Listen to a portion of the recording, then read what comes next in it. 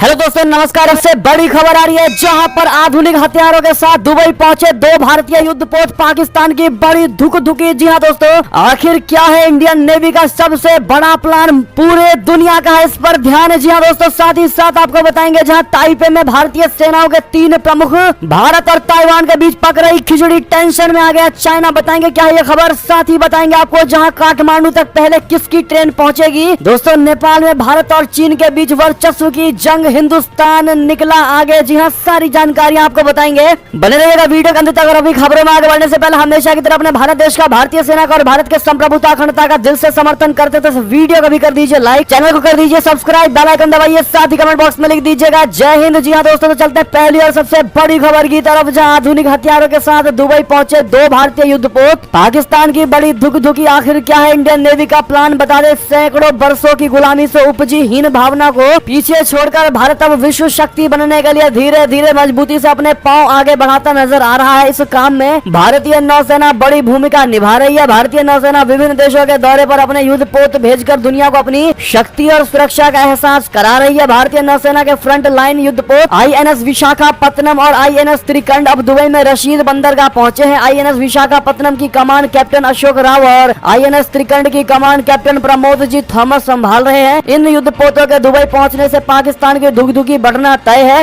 वो किसी भी मुस्लिम देश के साथ भारत के बढ़ते संबंधों को पसंद नहीं करता है। रक्षा मंत्रालय के मुताबिक ये दोनों युद्धपोत पश्चिमी बेड़े के तहत आते हैं, जिसके flag officer commanding RADM Vineet McCarthy है। उन्हीं की कमान में भारतीय नौसेना के ये फ्रंट लाइन युद्धपोत दुबई पहुंचे हैं। इस दौरे में UAE नौसेना के साथ समुद्री पोत संचालन समेत विभिन्न मुद्दों पर पेशेवर चर्चा की जाएगी। इसके साथ ही दोनों नौसेनाओं के बीच सहयोग बढ़ाने एवं संबंधों को मजबूत करने के तरीकों पर भी डिस्कस किया जाएगा। जी हाँ दोस्तों, भारतीय नौसेना ने बताया है कि दोनों युद्धपोत 8 से 11 अगस्त 2023 तक दुबई के रशीद बंदरगाह पर रहेंगे। इसी अवधि में UAE नौसेना के साथ द्विपक्षीय नौसेना अभ्यास जायद तलवार भी निर्धारित है। नेवी ने कहा है कि भारतीय युद्धपोतों का यह दौरा दोनों नौसेनाओं के बीच समुद्री साझेदारी में बढ़ोतरी करेगा। जी हाँ दोस्तों, अगली खबर की बात करते हैं, जहाँ पर ताइपे में भारतीय सेनाओं के तीनों पूर्व प्रमुख भारत और ताइवान के बीच पक रही खिचड़ी, टेंशन में आ गया चीन। बता दें, ताइवान जिसे चीन अपना कट्टर दुश्मन मानता है और भारत जिसे वो अपना सबसे बड़ा प्रतिद्वंदी करार देता है, दोनों ही इस समय एक वजह से उसकी आंखों में खटक सकते हैं। वजह है भारतीय नौसेनाओं के 3 रिटायर्ड चीफ्स का ताइपे में होना। भारतीय सेना के पूर्व मुखिया जनरल MM नरवणे जी, पूर्व वायुसेना प्रमुख RKS भदौरिया और पूर्व नौसेना प्रमुख एडमिरल करमबीर सिंह इस समय ताइवान की राजधानी ताइपे में है। ये तीनों पूर्व प्रमुख कैटा गलन फोरम की तरफ से आयोजित 2023 के इंडो पैसिफिक सिक्योरिटी डायलॉग के लिए ताइपे में है। माना यह जा रहा है कि ये तीनों ही यहाँ पर भारत का प्रतिनिधित्व कर रहे हैं। ऐसे समय में जब चीन लोकतांत्रिक देश ताइवान को डराने की कोशिश कर रहा है और इसके आसपास सैन्य ताकत बढ़ा रहा है, इन तीनों पूर्व प्रमुखों का ताइवान में होना उसे हैरान कर सकता है। रक्षा विशेषज्ञों की माने तो इन तीनों के ताइवान में होने से भारतीय सेना किसी बड़े संकट से निपटने के लिए उसके विकल्पों पर विचार कर रही है, ऐसा लगता है। बहरहाल भारत सरकार और सेनाओं ने हमेशा से ही ताइवान के लिए पारंपरिक रूप से सतर्क रुख अपनाया है, मगर अब शायद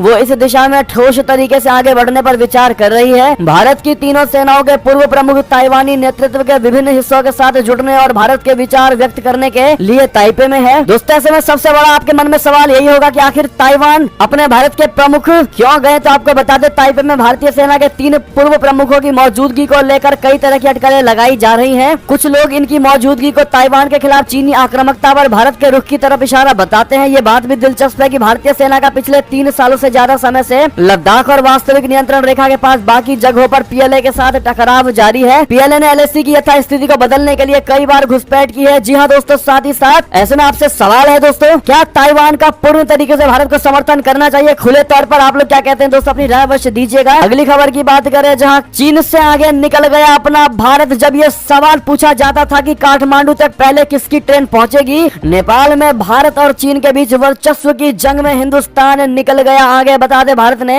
हाल ही में रक्सौल काठमांडू रेलवे का अंतिम लोकेशन सर्वे नेपाल को सौंपा है, जिसके बाद चीन टेंशन में आ गया है। चीन ने भी नेपाल की राजधानी को अपने रेलवे लाइन से जोड़ने के प्रयासों को तेज कर दिया है। चीन का लक्ष्य है कि वो केरुंग काठमांडू रेलवे लाइन का निर्माण करे। एक्सपर्ट इसे नेपाल में अपने प्रभाव को बढ़ाने के रूप में देख रहे हैं। हालांकि इसमें भारत चीन से एक कदम आगे है, क्योंकि उसने उसका डिटेल प्रोजेक्ट रिपोर्ट नेपाल को दे दिया है। नेपाल के रेलवे विभाग के महानिदेशक रोहित बिसुरल ने कहा कि हम वर्तमान में अंतिम लोकेशन सर्वे की रिपोर्ट का अध्ययन कर रहे हैं। वहीं केरुंग काठमांडू रेलवे की बात करें तो रेल विभाग के अधिकारियों के मुताबिक चीन की टेक्निकल टीम एक फील्ड सर्वे कर रही है। इस पर बिसुरल ने कहा कि चीन की टीम मार्च से क्षेत्र में सर्वे कर रही है। फील्ड सर्वेक्षण लगभग पूरा हो चुका है। चीनी टीम हवाई सर्वेक्षण, मैपिंग, भूवैज्ञानिक सर्वेक्षण, special technical study, on site survey, निर्माण स्थिति का अध्ययन और इंजीनियरिंग स्टडी की रिपोर्ट तैयार करेगी। दोस्तों, रिपोर्ट के मुताबिक भारत में नेपाल के पूर्व राजदूत लोक राज बराल ने बताया है कि भारत पिछले कुछ वर्षों से चीन को पाकिस्तान की तुलना में बड़ा खतरा मानता है, क्योंकि भारत पहले ही आर्थिक रूप से पाकिस्तान को काफी पीछे छोड़ चुका है और दुनिया की प्रमुख शक्ति के रूप में उभरा है। यही कारण है कि भारत नेपाल में अपने प्रतिद्वंदी चीन का प्रभाव नहीं बढ़ाना चाहता। नेपाल का 2/3 व्यापार भारत के साथ होता है और नेपाल का तीसरे देश से होने वाला ज्यादातर व्यापार भारत के क्षेत्र के जरिए ही होता है। जी हाँ दोस्तों, अगली खबर की बात करते हैं, जहां पर इमरान खान को हटाओ नहीं तो दुनिया से अलग थलग कर देंगे। जी हाँ, अमेरिका ने पाकिस्तान को दी थी ये बड़ी धमकी। अब जाके इस डॉक्यूमेंट में हुआ है बड़ा खुलासा, जिसके बाद पूरी दुनिया में मचा हड़कंप। बता दें, पाकिस्तान में अमेरिका के कहने पर इमरान खान की सरकार का तख्ता पलट करने के संबंध में बेहद अहम सबूत सामने आया है। एक लीक डॉक्यूमेंट में यह खुलासा हुआ है कि पाकिस्तान के पीएम को हटाने में अमेरिका का हाथ था।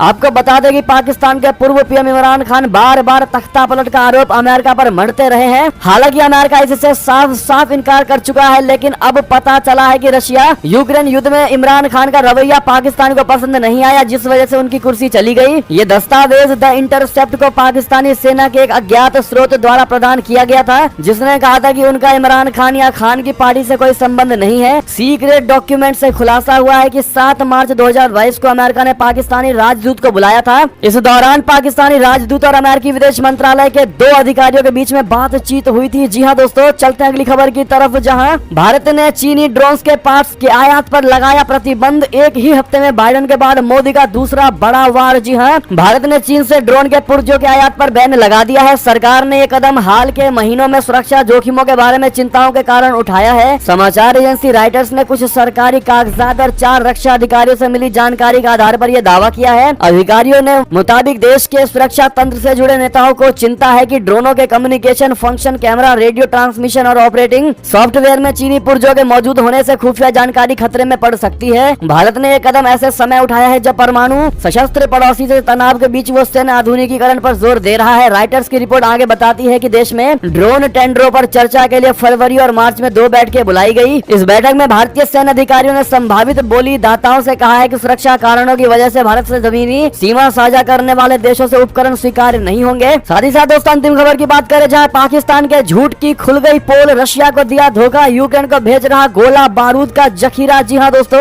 यूक्रेन के विदेश मंत्री की गुहार के बाद अब कंगाल पाकिस्तान एक्शन में आ गया है और उसने कीव को गोला बारूद की आपूर्ति की बड़ी योजना बनाई है। पाकिस्तान ने खाड़ी के एक देश से संपर्क साधा है ताकि उन मालवाहक जहाजों की पहचान की जा सके जिसके ऊपर अमेरिका का झंडा लगा हो। इस जहाज के जरिए 25 mm की गोलियों के 150 कंटेनर पोलैंड के रास्ते यूक्रेन भेजा जाना है। इससे पहले यूक्रेन के विदेश मंत्री की इस्लामाबाद यात्रा के दौरान पाकिस्तान की सरकार ने दावा किया था कि वो यूक्रेन को कोई हथियार नहीं दे रहा है। पाकिस्तान ऐसे समय पर यूक्रेन को हथियार दे रहा है जब ऐसी खबरें आई हैं कि रशिया से लड़ रही जेलेंस्की की सेना के पास गोला बारूद की भारी कमी हो गई है, वो भी तब जब पश्चिमी देश यूक्रेन को लगातार अरबों डॉलर के हथियारों की सप्लाई कर रहे हैं। दोस्तों, टीके रिपोर्ट के मुताबिक पोलैंड से हथियारों के इन कंटेनर को यूक्रेन भेजा जाएगा और ये अभी तक स्पष्ट नहीं हो पाया है कि पाकिस्तान के प्रस्ताव पर खाड़ी के देश की कोई कंपनी सहमत हुई भी है या नहीं। लेकिन यूक्रेन को इन हथियारों को बेचकर पैसा कमाना चाहता है पाकिस्तान। लेकिन कितना बड़ा धोखा दोस्तों रशिया को पाकिस्तान दे रहा है, इसका अंदाजा आप लगा सकते हैं। और एक तरफ रशिया जो मानवता दिखा करके पाकिस्तान की मदद करने पर लगा था दोस्तों, उसको सस्ते में तेल देने की कोशिश में लगा हुआ था रशिया। लेकिन दूसरी तरफ